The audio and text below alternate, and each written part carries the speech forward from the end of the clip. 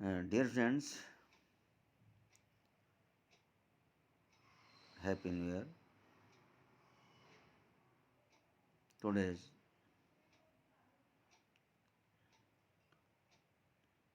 I am explaining the chapter 5, The Ailing Planet, The Green Moment's Role by Naini Palkhiwala. Chapter 5 the ailing planet का मतलब है बीमार ग्रह। एलिंग means रुग्ण, बीमार, प्लेनेट मीन्स ग्रह। और कौन है एलिंग प्लेनेट? हमारी अर्थ। द ग्रीन मूवमेंट रोल, और ग्रीन मूवमेंट का मतलब हरित आंदोलन की भूमिका। ये एक तरह से ये लेसन आर्टिकल के रूप में है। नैनी पालखीवाला ने इसे लिखा है। तो आइए इसकी कुछ समरी समझ लेते हैं कि इस लेसन में ऑथर क्या कहना चाहता है। हमारी अर्थ जो एलिंग हो गई है, बीमार हो गई है, या एलिंग प्लेनेट बन गई है,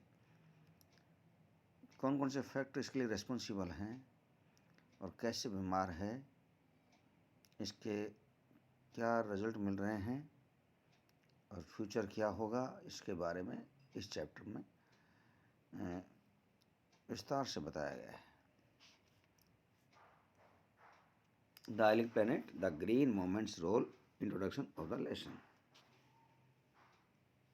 This chapter focuses on the factors that are responsible for the declining health of the earth.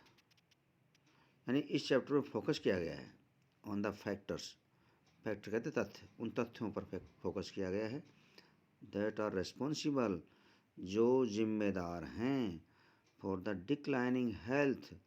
Declining माने गिरती हुई, हेल्थ माने स्वास्थ्य।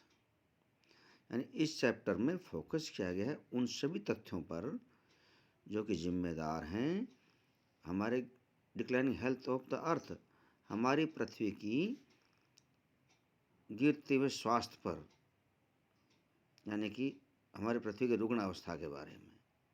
तो वो सभी फैक्टर्स पर फोकस किया ऑथर ने कि जितने भी फैक्टर्स है सब रिस्पॉन्सिबल हैं, जो हमारी पृथ्वी की जो हेल्थ है वो गिरती जा रही है।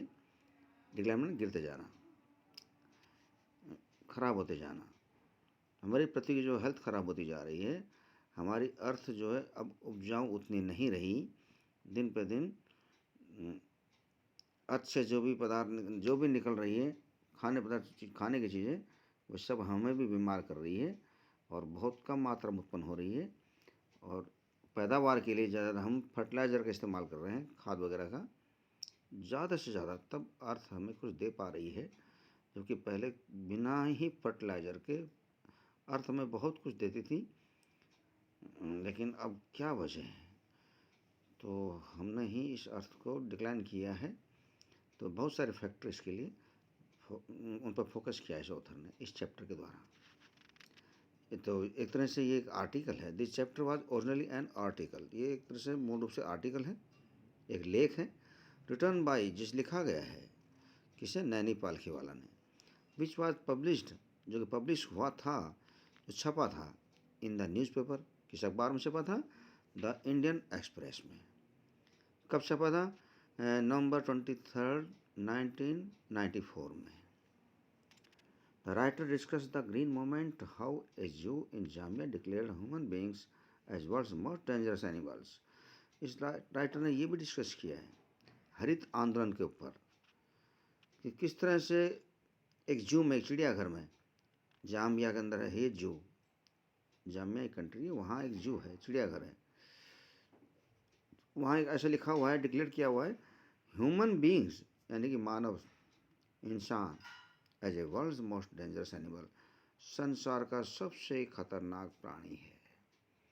जाम्बिया के एक जू में एक राइटर ने डिस्कस करके वहाँ लिख रखा है, उसके बाहर ही the world most dangerous animal, और वहाँ एक मिरर लगा रखा है, दर्पण, उसमें जो भी इंसान बाहर से देखता है तो उसमें उसकी खुद की ही वो दिखाई देती है छवि। तो समझ जाइए वो कहना चाह रहा है कि विश्व के सबसे खतरनाक जानवर तो वो इंसान, वो आप खुद हो। इंसान से ज़्यादा और भी कोई डेंजरस नहीं है। तो ग्रीन मूवमेंट के ऊपर डिस्कस किया, यानी हरित आंदोलन पर उन्होंने डिस्कस किया कि हरित आंदोलन खत्म होता जा रहा है, सारे पेड़ काट डाले इंसान ने और रात दिन काटने लग रहा है, कहीं घर बना रहा है, कहीं फैक्ट्री लगा रहा है, कहीं कुछ कर रहा है। और ग्रीन मूवमेंट हरित आंदोलन का मतलब है पेड़ पौधों को बचाने का अभियान। तो ऑथर डिस्कस किया है कि जामिया में तो ऐसा चिड़ियाघर में एक ऐसा बना दिया, केज बना दिया है, वहाँ एक मिरर लगा दिया है और कहा है कि विश्व का सबसे ज़्यादा खतरनाक जानवर, वर्ल्ड मोस्ट डेंजरस एनिमल। और जब मिरर में देखता है कोई व्यक्ति तो उसे अपनी शैडो दिखाई देती है, अपना ही रिफ्लेक्शन दिखाई देता है।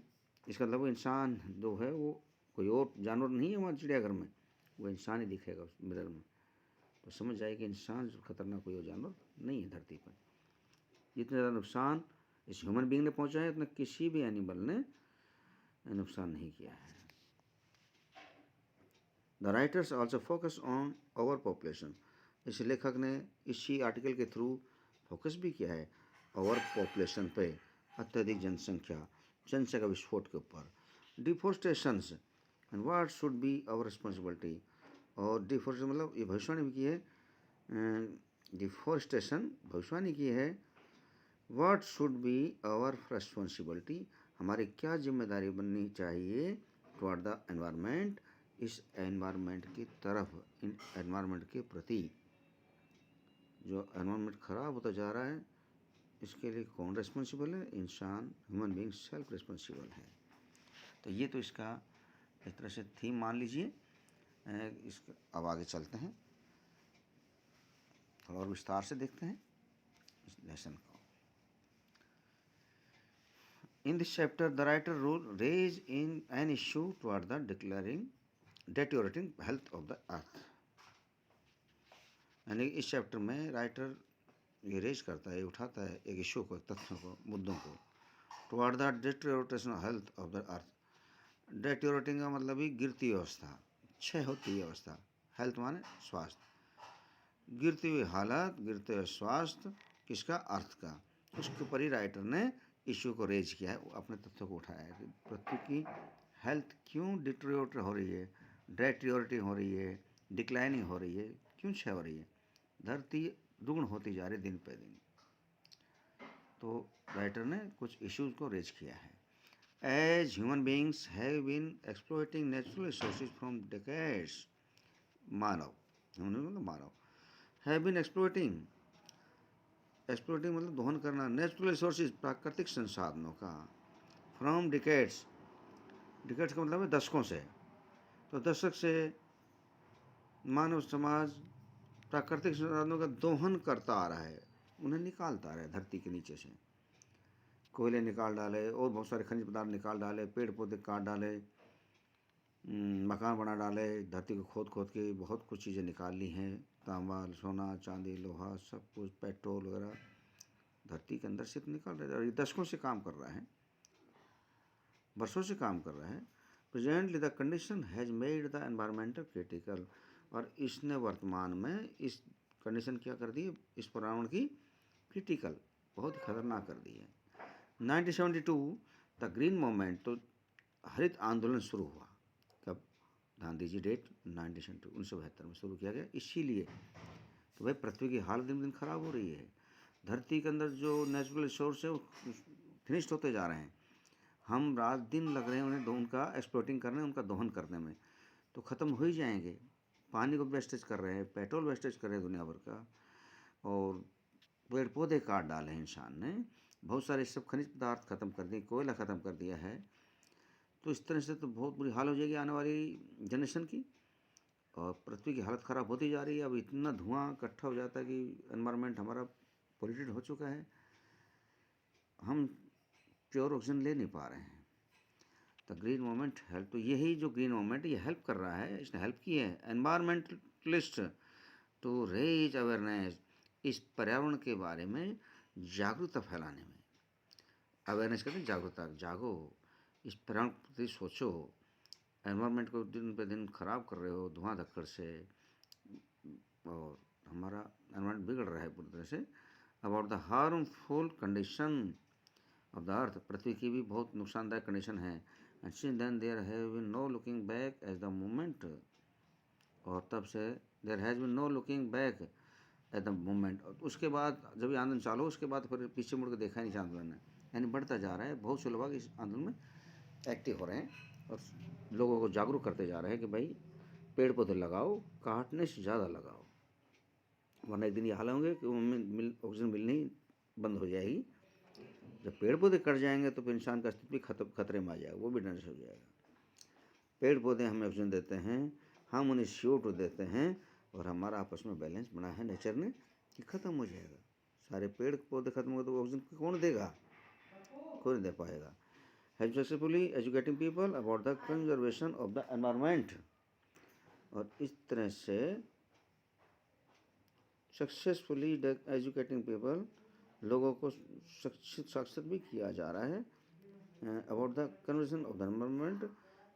कंजर्वेशन मतलब सुरक्षा, संरक्षण, पर्यावरण के प्रति संरक्षण के लिए लोगों को शिक्षित किया जा रहा है, और इसमें सफलता पाई जा रही है। ग्रीन मूवमेंट इसमें काफ़ी कुछ पार्टनरशिप निभा रहा है इसके अंदर।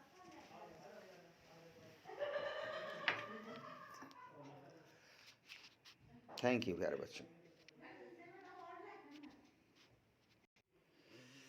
Earth is like a patient whose health is declining and it is our duty to improve it. Earth is like a patient, यानी पृथ्वी ऐसे है जैसे पेशेंट हो गया है, रुग्ण हो, बीमार व्यक्ति की तरह। whose health is declining, जिसकी हेल्थ डिक्लाइनिंग हो रही है, गिरती जा रही है। And it is our duty to improve it, और हमारा ड्यूटी बनती है, हमारा कर्तव्य बनता है इम्प्रूव इट, इसके हेल्थ को सुधार करें। In 1987, 1987 में the term sustainable development was used by the world commission on environment and development. 1987 में the term sustainable development was used by the world commission on environmental and development. तो sustainable स्थायी विकास का उपयोग किया गया था। किसने किया था? ये विश्व पर्यावरण विकास आयोग ने, कि भाई स्थायी विकास होना चाहिए पृथ्वी की हेल्थ, अर्थ की हेल्थ पर, नहीं, लगातार विकास होता रहना चाहिए। जो इन लुकासा, एक चिड़ियाघर है लुकासा में, LUKA से, जामिया में पड़ता है लुकासा, वहाँ पर एक जो है जो केज, वहाँ एक पिंजरा है, इन विच ए साइन रेट्स, जहाँ लिखा है वहाँ कुछ पिंजरे से बाहर, the world's most dangerous animal, विश्व का सबसे खतरनाक प्राणी, and inside there is mirror, और उसके अंदर एक दर्पण भी लगा हुआ है। इट गिव्स ए मैसेज, एक मैसेज देता है, that human beings are the most dangerous animal, मानव ही तो सबसे खतरनाक प्राणी है। Brundtland commission raise a question, तो ब्रांड कमीशन ने एक क्वेश्चन उठाया, और be to leave our successors A स्कॉर्च्ड planet of advancing deserts. Question क्या उठाया कि और बी टू लीव, क्या हम छोड़ के जाएंगे आवर सक्सेसर, हमारे आने वाली पीढ़ियों के लिए, ए स्कॉर्च्ड प्लैनेट, जला भुना ग्रह, यानी कि इस पृथ्वी को पूर्ण रूप से नष्ट करके कि क्या हम जाएंगे धरती से, तो हमारी पीढ़ियाँ क्या करेगी फिर? जब धरती में सब कुछ हम निकाल लेंगे, पानी नहीं छोड़ेंगे, कोयला नहीं छोड़ेंगे, कोई खादान नहीं छोड़ेंगे, कोई खान नहीं छोड़ेंगे, तेल पेट्रोल सब खत्म कर देंगे, तो फिर हमारी पीढ़ी क्या करेगी? ये तो जला भुना ग्रह हो जाएगा, यार कि इसकी ज़मीन कुछ पैदावार नहीं दे पाएगी, डेजर्ट हो जाएगी। हम इतना खाद इसमें डालेंगे, इतनी दवाएं छिड़केंगे कि एक तरह से ये इसकी हेल्थ वो डिक्लाइन होती जा रही है। तो ये एलिंग प्लैनेट हो गया है, बीमार ग्रह हो चुका है, ये स्कॉर्च प्लैनेट हो गया है। जला भुना ग्रह छोड़ेंगे क्या इसके? कि हमारी पीढ़ियों के लिए, क्या हम हमारे सक्सेसर्स को, जो हमारे बाद हमारी पीढ़ी आएगी, हमारे बच्चे आएंगे, तो क्या विरासत के रूप में हम इस प्लैनेट को स्कॉर्च प्लैनेट के रूप में छोड़ के जाएंगे, जले भुने ग्रह के रूप में? और एडवांसिंग डेजर्ट, क्या इससे रेगिस्तान बना के जाएंगे? इम्पावरिस्ट रेगिस्तान तो हो ही जाएगा, जब पानी नहीं मिलेगा तो वो क्या करेंगे आने वाली पीढ़ियाँ। इम्पोवरिश्ड लैंडस्केप एंड एलिंग एनवायरनमेंट, और बीमार रुग्ण पर्यावरण इस भूमि के भूभाग पर एम्पावरिस्ट और अविकसित भूभाग, जहाँ कुछ भी उत्पन्न नहीं किया जा सकता, और बीमार पर्यावरण, क्या हम अपनी पीढ़ी के लिए यही छोड़ कर जाएंगे क्या? ऑथर ने कहा है there are 4 principal biological systems.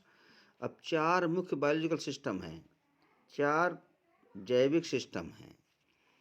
The forum the foundation of the global economic system, और ये चारों फाउंडेशन, एक नींव है इस वैश्विक अर्थव्यवस्था के। ग्लोबल कहते हैं विश्व, वैश्विक, इकोनॉमिक मान अर्थव्यवस्था, सिस्टम मान व्यवस्था हो गई। तो वैश्विक अर्थव्यवस्था के 4 फाउंडेशन हैं ये, जो 4 प्रिंसिपल हैं बायोलॉजिकल सिस्टम में, जैविक विकास में। कौन कौन से? फिशर्स, मछली पालन, ग्रासलैंड, हरित भूमि जहाँ घास पैदा होती है, फॉरेस्ट, जंगलात, एंड क्रॉपलैंड जहाँ फसलें पैदा होती है। तो चारों पे तो डिपेंड है हम भाई। कहीं फिशरीज हो, उसके एरिया में फिशर हो रही है, मछलियाँ हो रही है, मछली खाते हैं तो मछली का उद्योग होता है। कहीं ग्रासलैंड, हरी भरी घासें होती हैं, और जंगलात हैं, और फसली ज़मीन जहाँ फसल पैदा की जाती है।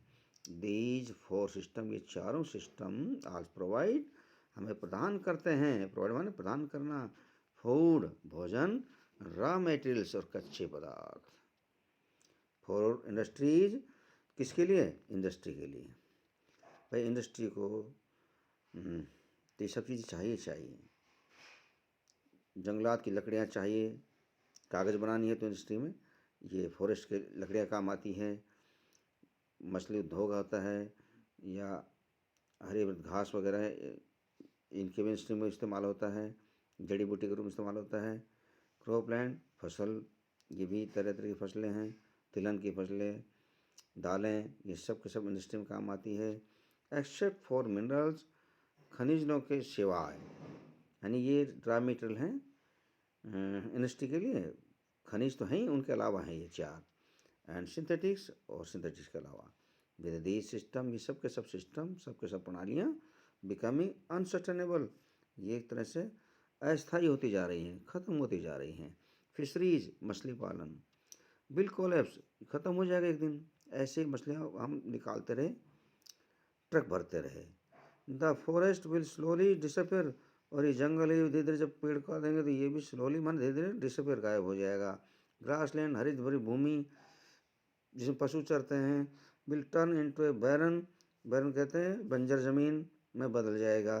ग्रासलैंड, वेस्टलैंड, खराब भूमि, एंड क्रॉपलैंड, और ये फसली भूमि विल बिकम वर्स, सबके हाँ सब वेस्टलैंड कहते हैं खाली जगह, और क्रॉपलैंड मतलब फसली ज़मीन जहाँ फसल पैदा होती है, सबके सब पूर्ण रूप से ख़राब हो जाएंगे, किसी काम के नहीं रहेंगे। तो 4 प्रिंसिपल बायोलॉजिकल सिस्टम में 4 याद रखना, fisheries, grassland, forest and croplands. आइए आगे बढ़ते हैं। इन पुअर कंट्रीज, गरीब देशों में, फॉरेस्ट, जंगलात are being cut down for fuel wood. तो ये फॉरेस्ट मतलब जंगल काटे जाते हैं, क्यों? फॉर फ्यूल वुड, ईंधन के लिए काट जाते हैं। बहुत से लोग तो लकड़ी काट के लाते हैं, ईंधन जला सकें, चूल्हे से अपना खाना पका सकें, उसके लिए फ्यूल वुड मतलब ईंधन होता है। Which is used for cooking purpose, जो जिसका प्रयोग भोजन के पर्पज़ में किया जाता है।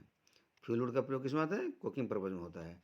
देयर आर सम एरियाज, कुछ ऐसे एरिया हैं, कुछ क्षेत्र हैं, where the cost of fuel wood, जहाँ इस ईंधन की कीमत is more than the cost of food, भोजन से भी ज़्यादा इस फ्यूल वुड की कीमत, यानी कि जो भोजन हम पकाते हैं उस भोजन की इतनी कीमत नहीं है जितने उसमें जलने वाला ईंधन की कीमत है, वो ज़्यादा महंगा पड़ रहा है।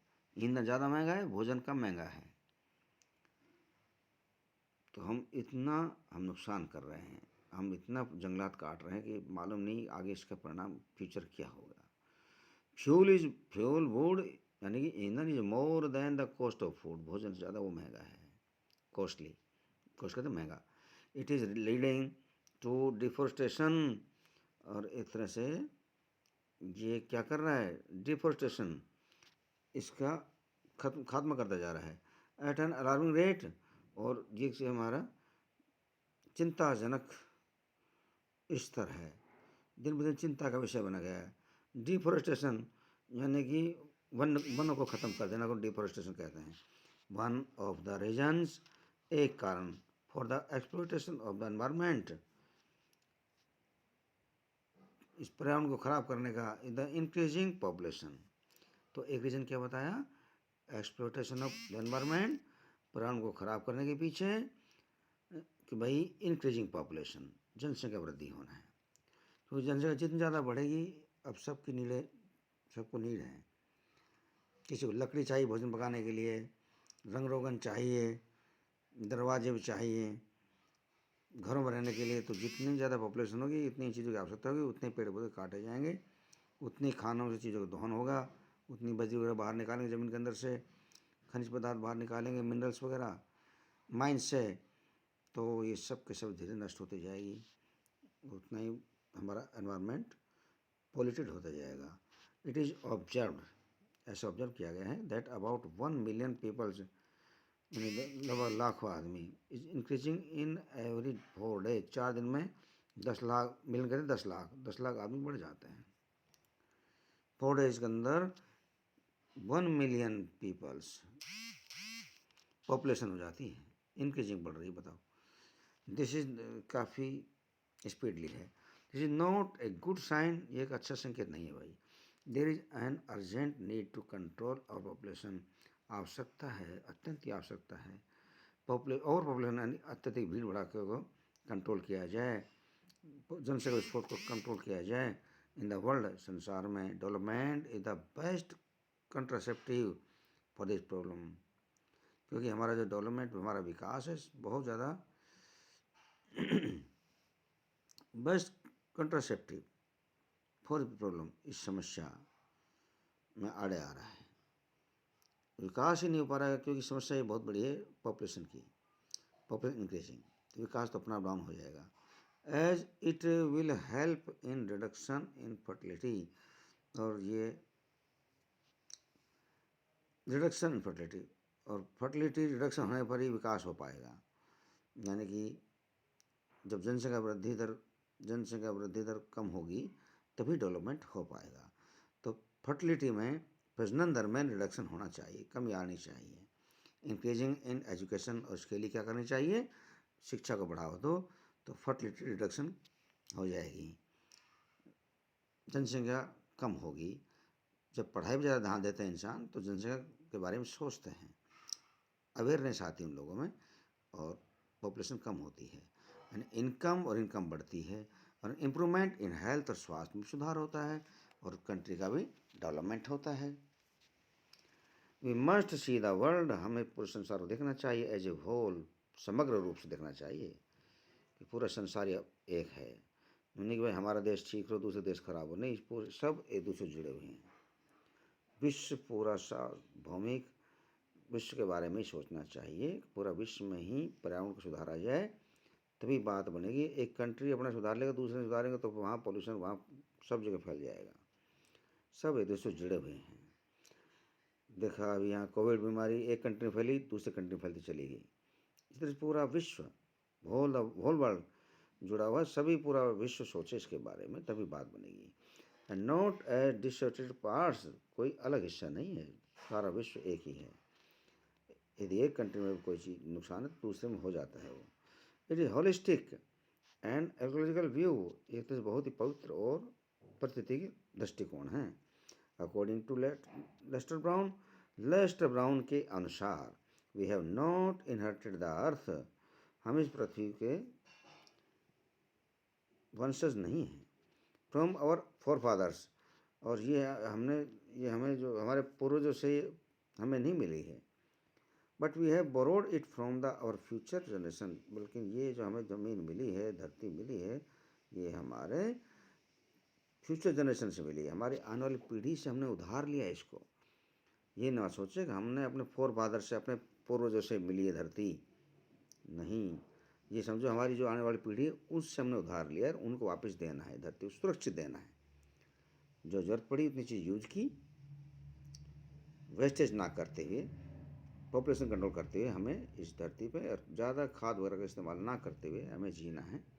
पॉल्यूशन कम से कम करना है, पेड़ को ज़्यादा मात्रा में लगाएं, चीज़ों का दोहन कम करें, एक दूसरे हितों का रक्षा करें, तभी हम इस एलिंग प्लेनेट को हेल्थी कर पाएंगे। वरना फ्यूचर जो है वो सभी जानते हैं। तो एक आर्टिकल बहुत अच्छा है। मुझे उम्मीद है स्टूडेंट्स इस आर्टिकल को अपनी नोटबुक में लिखें, इसके मेन पॉइंट लेकर के। तो एक आर्टिकल बनता है एलियन प्लेनेट के बारे में, आप इसे लिखो और याद भी करो और इस समरी के ऊपर फिर पढ़िए, इसमें से मेन क्वेश्चन बनेंगे। तो अब ज़्यादा नहीं तो कम से कम हर स्टूडेंट इसमें से 10 क्वेश्चन बना लें। ये आर्टिकल हमने दे दिया, इसमें 10 क्वेश्चन की आवश्यकता है और अपना आप सेल्फ बनाए क्वेश्चन और क्वेश्चन बना करके इसके आंसर भी लिखें। तो ये लेसन और ढंग से समझ में आ पाएगा। थैंक यू प्यारे बच्चों, आपने इस लेसन ढंग से समझा है। Thank you very much.